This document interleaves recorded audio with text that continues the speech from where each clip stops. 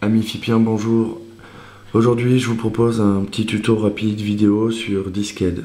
Donc, comme je vous l'ai proposé là au début du tuto, vous avez téléchargé Disqued. Moi, toute la démonstration se passera sur Mac. Je retrouve donc Disqued dans Téléchargement. J'ouvre donc Téléchargement et je clique sur Disqued. Comme souvent, on a un message d'avertissement où il faut accepter les conditions d'utilisation. Ce que je fais en cliquant sur Agree. On a Disqued qui se télécharge, fenêtre qui s'ouvre. On a deux possibilités ici. On a la possibilité d'amener Disqued dans les applications. Et là, à ce moment-là, vous retrouverez Disqued dans vos applications. Ou alors, tout simplement, ce que je vais faire, ouvrir Disqued. On a un nouveau message d'avertissement. On ouvre. On obtient alors la fenêtre de Disqued que je vais essayer de vous ouvrir en grand, histoire qu'on y voit un petit peu mieux. Tout se passe en bas à gauche. Ici, on a Disqued Folder. D'accord, je vais essayer de pas trop bouger. On clique dessus. Voilà, donc on a trois possibilités. Disqued Folder, Media Folder, Root Folder. Je vais commencer par vous montrer Media Folder. Dans Media Folder, voilà ce qui s'affiche. On a donc des CIM, nos photos, ce qu'on a pu downloader, les podcasts et ainsi de suite. Je vais passer très vite sur cela, d'accord, c'est pas vraiment ce qui nous intéresse. Ce qui nous intéresse le plus, c'est surtout de savoir comment installer un thème. Je redescends sur la fenêtre du bas, je clique une nouvelle fois. Cette fois, nous allons sur Root Folder. À ce moment-là, on a un message d'avertissement. Il suffit tout simplement de cliquer, si je trouve ma souris, sur Go Ahead. Et cette fois, c'est parti.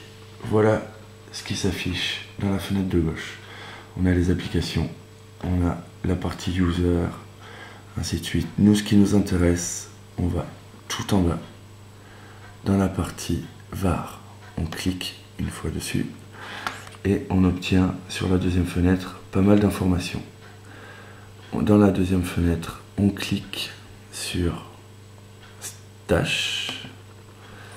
On obtient ainsi une troisième fenêtre et c'est ici que ça devient intéressant.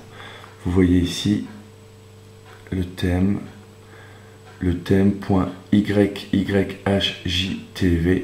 qui correspond finalement à Winterboard que j'ai téléchargé via Cydia. Premier petit avertissement, ne vous inquiétez pas si les lettres ne correspondent pas à celles que j'ai sur l'écran, c'est tout à fait normal.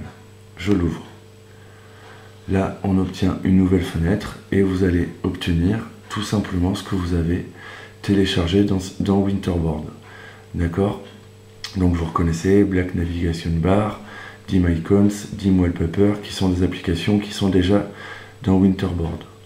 Je descends un petit peu et là, tout simplement, on voit le thème que j'ai moi-même installé.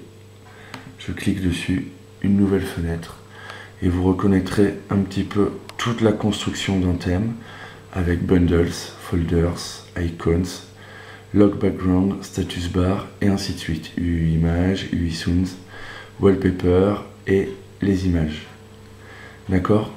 Donc maintenant, ce qu'il faut faire, tout simplement, dans ce thème, donc le thème que j'ai appelé Hobby, que j'ai intégré dans le thème donc YYHJTV, qui, je le rappelle, n'aura pas les mêmes lettres pour vous, et bien tout simplement, vous avez plusieurs possibilités. La première, c'est de copier tout ce que vous voulez sur votre PC ou sur votre Mac, d'accord? Ça peut être des thèmes que vous avez téléchargés via Cydia. Ensuite, vous pouvez copier donc des dossiers, des fichiers directement sur votre iPhone. C'est exactement ce que j'ai fait pour importer mon thème Hobby. Vous pouvez également créer directement des dossiers sur votre iPhone. Vous pouvez aussi supprimer des dossiers et des fichiers directement sur vos iPhones. Si par exemple vous avez fait des erreurs, vous avez une partie info que je vous laisserai lire parce que je n'ai pas le temps. Et pour terminer, une partie stop qui vous permettra, en cas d'erreur, d'arrêter toute manipulation.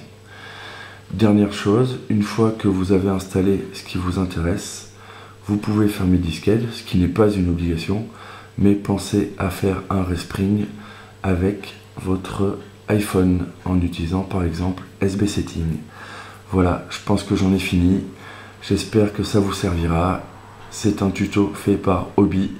Je vous souhaite une très bonne continuation sur FIP et à très bientôt dans les posts. Ciao!